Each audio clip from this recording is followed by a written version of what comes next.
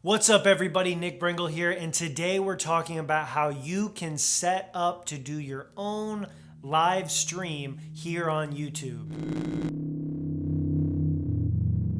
So as a lot of you know, YouTube is not only for publishing content that has been produced and edited down and made specifically to upload as a finished product, but also there is an entire community of live streaming from gamers to filmmakers, photographers, tutorials, cooking shows. There's all kinds of live stream content out there. And so it was just something else to challenge myself to jump into and just go live and see what it's all about. All right, I think we're live here. I think we're live. Oh, man, right on cue. All right, are we live? I believe that we are. Yeah. We're live. Let me know if we sound good, if the audio's good. We're going to be live for about 8 hours. So live streaming for me, like a lot of you probably, is just another way to engage with your community on YouTube, your subscribers, the people that are really involved in your channel and really want to know about you, what you're doing on a much more just magnified level. And so a few months ago when I started to go live every once in a while, it was just kind of for me to see, just kind of throwing the reel out there, seeing what I'd catch, what people would tune in, what kind of questions they would ask. And it's just kind of fun. It's very raw, unfiltered. It's completely different than these type of videos where I have obviously time to think about the script, what I want to say. It's just me in the flesh, right there live on whatever screen you're looking at. So it's a lot of fun to just talk about what's happening in my life, what I'm working on, and answer questions that you have. And so I wanted to make a little video just talking about the equipment, what it takes to go live, the cost, and just how to set it all up. So this is going to be done from my perspective, how I set up to go live. You may have some different ways of doing it, but this is just how I set up to go live on YouTube. So first, we're going to start with the gear and what you need to go live. Besides the obvious camera that you're going to need and a tripod or something like that, you will need a camera. So I obviously use what I have. That's the Sony a7S Mark II. I throw it on my tripod and I go from there. And you may have a number of different ways of having a camera. You can even use a GoPro. You can use your iPhone or whatever phone that you have. You can even use that to go live. It works. But for this case, I use my main camera and yeah. So for audio, I have two different options that I kind of go with, and there's definitely a bunch of different options out there, from digital interfaces that go into your computer and all that jazz. But I just use the camera. I use the 3.5 millimeter jack. You can either use the Rode video mic, and you can pick up an older version or the newer version anywhere from $200 to $300. You can also use the Rode Filmmaker Kit, which I own. It's a lavalier, and that's about $330. And again, plugs right into the camera, lav you up, control the audio settings from the camera. You don't have to really worry about a separate device or anything else. So everything is just on the camera, and that makes it really nice and just kind of a plug and play when you're going live. So there's not too many distractions, and once you're kind of settled in, you can just focus on the stream and the people engaging, and you don't have to worry about anything else, any kind of dials or any kind of just volume levels or anything like that. So the key piece of equipment that you will need to purchase in order to go live is going to be the Blackmagic Ultra Studio Mini Recorder. And it's this guy right here.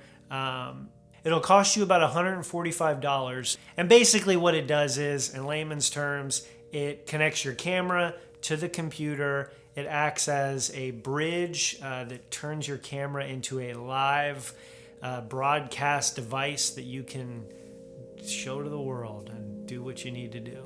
So the inputs on that are important for me are the HDMI and the Thunderbolt. So the HDMI is what I use, and probably most of you will be using is the HDMI input. So it's a regular size HDMI to a mini HDMI. Most of the HDMI cables I come across on Amazon anywhere from $5 to $7, pretty inexpensive.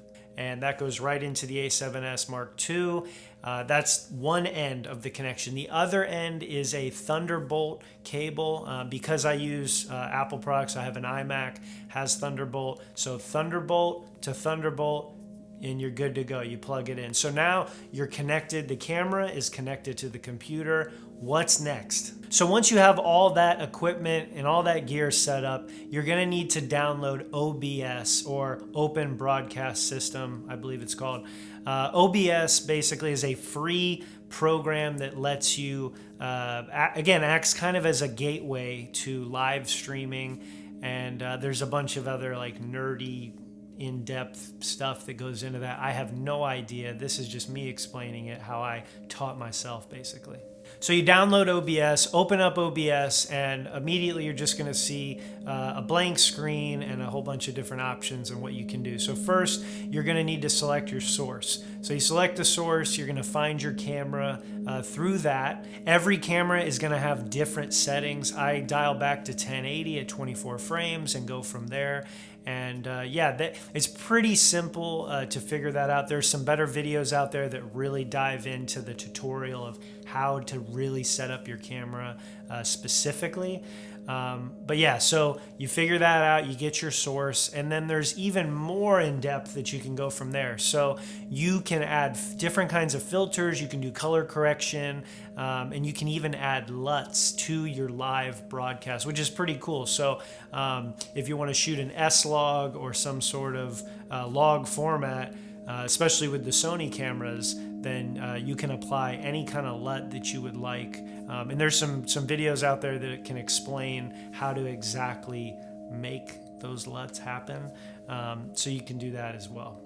So I do recommend playing around in OBS and really figuring out what those settings are to get your camera to look right. It took me a little bit to figure it out how I exactly wanted it. But yeah, you'll figure that out. And then you want to go onto YouTube, and in your creator studio, there is community, there's live stream, and you can set up your event right there to go live. And the key there is to take the key and the URL. You'll find it in your YouTube live event settings.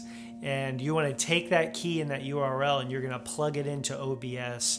And that don't give that to anybody, because then they can have access to your live stream, and there's like a bunch of, it's not good. Just don't let it happen. But you want to plug that stuff in before you press the button to go live. This is key, because it won't work at all. So it won't work. So that's pretty much the basics of what I've learned on how to go live. It's pretty self-explanatory. Like I said, there's a couple different videos that I'll link down below that you can watch that are a little more in-depth. But this is basically how I do it and go live. It's pretty easy. Some of the other little things that I've learned over just doing it a few times. One is to create some sort of show video or some sort of pre-roll.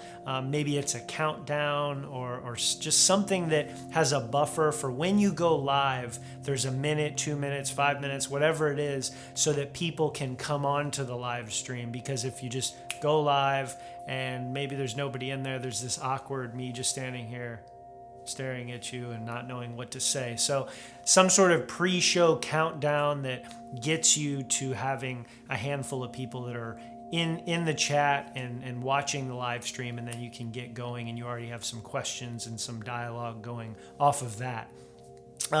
Another important thing is internet speed. You want really good internet speed. I'm lucky enough here to have Verizon Fios, the fiber optic, the laser glass, whatever it is, and I'm getting speeds upwards of like 300 over 300. So I have no problem going live. It's a really good stream.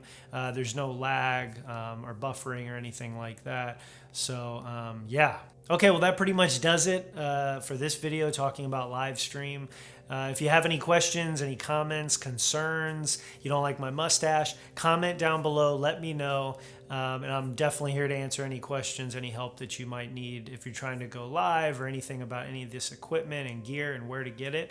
All the links below for all of this gear you can get through Amazon at a pretty decent price. And as always, I get a little piece of that if you do purchase anything. So again, if you enjoyed this video, smash the like button, consider subscribing, go back into my channel, watch a few other videos.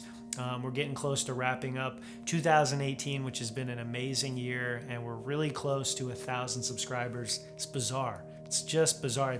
You might be watching this video and there could be over 1,000. I have no idea. But thank you again from the bottom of my heart. I absolutely love every single one of you that is subscribed, that watches, that takes the time to look at me while I'm just talking about things and stuff.